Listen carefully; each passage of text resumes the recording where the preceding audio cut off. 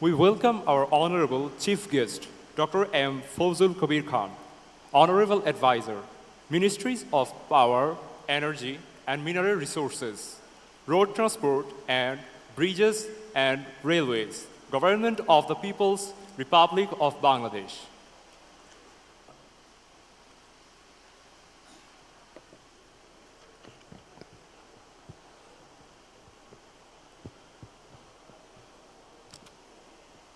Bismillah ar-Rahman ar-Rahim.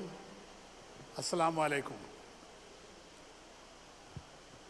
Chairman, Board of Trustees, NSU, members of the Board of Trustees, faculty member, freshmen and women, and dear parents. So you are joining the university at a time where you have opportunities as well as challenges. What are the opportunities? AI, robotics, and the plethora of technologies that are coming on.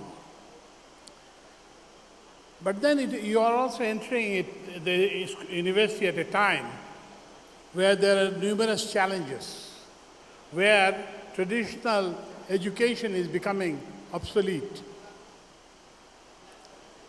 You must have known that many of the top institutions, Google, Microsoft, they do not require any diploma for a job in that company. If you have, that's good, but it is not mandatory anymore. And also there are many alternative education systems have evolved, like boot camps. Just attend a 3 months boot camp on something, and then that could be what you call as valuable as a diploma, if not more. So I would like to emphasize to you that, yes, obviously you'll be attending classes and then try to learn as much as possible. But what is most important is what can you do at the workplace. Please keep your focus on them. As some of you know, that I used to teach at this university. I was a faculty member from 2009 to 2014. There's an elevator somewhere there that I would take and then go to my 7th floor office. So let me give you an example from this experience from this university. So I was sitting in my office, and then a student approached me with a strange request.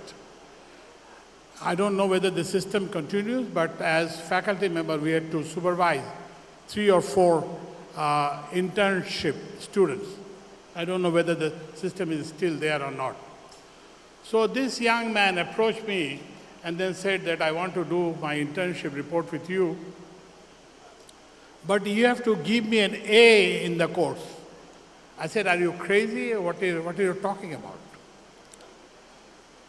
And then, you know, he was pestering me. I said, no, I can't guarantee you any grade. He said that without an A in the course, I will not graduate. So he kept pestering, and he was very strategic. Whenever I would come out of the elevator, he would follow me to my car and then said, sir, please take me on. And then in the course of our interaction, I realized that he has a very creative mind and also very strong in computer, although his academic credentials are not so good. So I accepted him as my internship student, and then helped him to pass the course. Then he asked me for recommendation. He went to some unknown university in Canada. Then he applied for a job at Google from Canada. So it was in the 2nd or 3rd round, they gave him an app. I said that they write the program behind this. That was the test. So he wrote the program behind the app, but said this is not the most efficient way of doing it. So he wrote something else. He said that this is the more efficient way of doing it.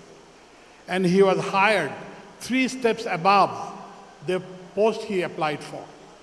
So please understand that the workplace values what you can do more than what you are, because based on his rotten transcripts, no prestigious institution will come near him. So now coming to the challenges, what are our challenges? Our challenge is to indigenize our development efforts. If we look at this country, our bridges are designed and built by Chinese. Our railway lines are designed and built by Chinese. Our power plants are built and designed by Chinese. Our power plants are built by them. Our transmission infrastructure is built by Indians. So we really have to indigenize our development efforts, and that is a big challenge for you. With this end in mind, we are developing a national integrated multimodal transport sector. So what is the harm of having foreigners doing things for you? Because they don't do things that you need. So there is a tunnel built at about 10,000 crore taka in Chittagong. But there's no transport going there, no. When I visited that, myself and 4 or 5 others transport accompanying me were the only vehicles going through the tunnel. So that's why we need to indigenize our development effort, so that our money is spent well and then they serve our purpose. So if you look at this, when others do things, we have emphasized building roads over our our natural highways, our rivers. So we ignored the maritime transportation and then our railways. So what we are now doing is we are trying to develop a national integrated multimodal transport sector master plan. Because if you look at Shodarghat, so there is a launch ghat there, but there's no way to come out of it. There's no way to get into it in an efficient way. So we need to have multimodal transport system. Finally, we had lots of speeches, so I will not prolong your agony. So you know that I am a part of the interim government, and the tenure of the interim government is short. So our chief advisor has announced that we'll have election in December, and if not December, then it will be in June. So this is a very limited time to mount any significant development efforts. But what we are trying to do is to set some examples and then create some templates. So coming to example, the best example is our personal example. So we are trying to establish the fact that you can become an advisor or you can become a minister without personally benefiting or giving benefits to your relatives and friends. So this is an example that we want to establish, and we are trying to do that. So that the past stories of corruption and cronyism that led to this upheaval doesn't recur again. Now the question is, how could you set some examples? So look at this designer Punjabi. So how much do you think it costs? Does it look good? So you see, I bought this piece of cloth from Ramna Bhavan for 550 taka, and then had it tailored at Notun Bazar for 500 taka because it was Eid. So total is 1050 taka. But you know, I am XXL size. But if you want to have a Punjabi for yourself, then you could have it in 1,000 taka.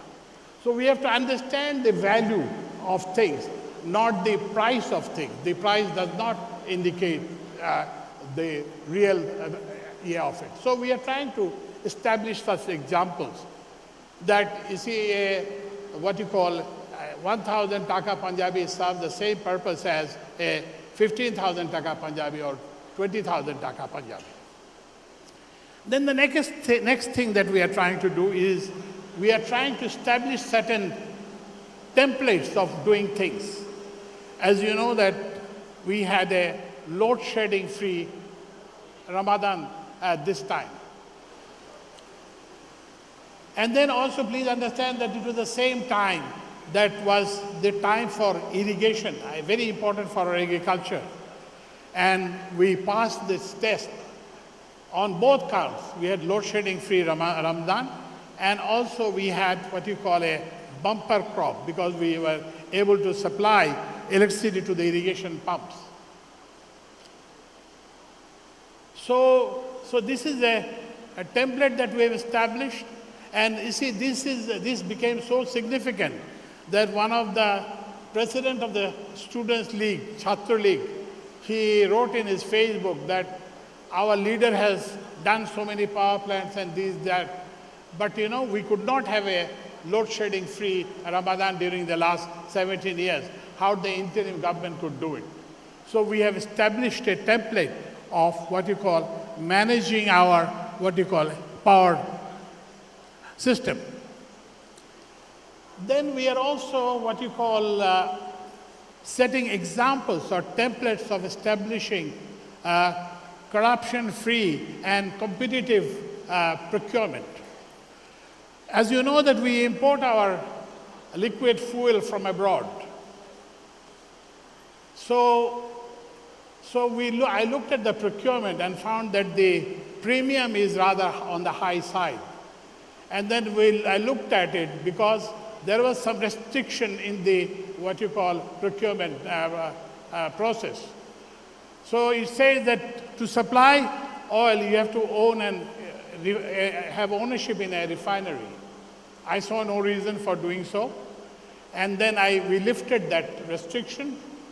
And then the result was that instead of 4 bidders, we had what you call 12 bidders.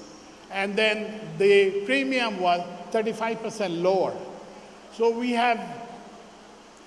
this would result in an annualized saving of about 2,000 crore taka. So we are also establishing examples of procurement at reasonable cost and saving public exchequer the money. Then the third example is that you know that we had a hassle-free travel during the last Ramzan. We did not have women, what you call trying to do, we don't have the pictures of women trying to enter the railway carriages through the windows rather than the door. And then most of the trains left on time. So these are the templates that personal examples of life, and these are the templates that we'll be leaving for the next government to follow. And finally I would request you, as the vanguards of the revolution that brought this interim government in, is to protect and defend the revolution so that we don't have to go back the old ways. And you can do this, what you call, by learning the what you call skills that you need in the marketplace, and then applying it, and then also participate in the indigenization of our development efforts.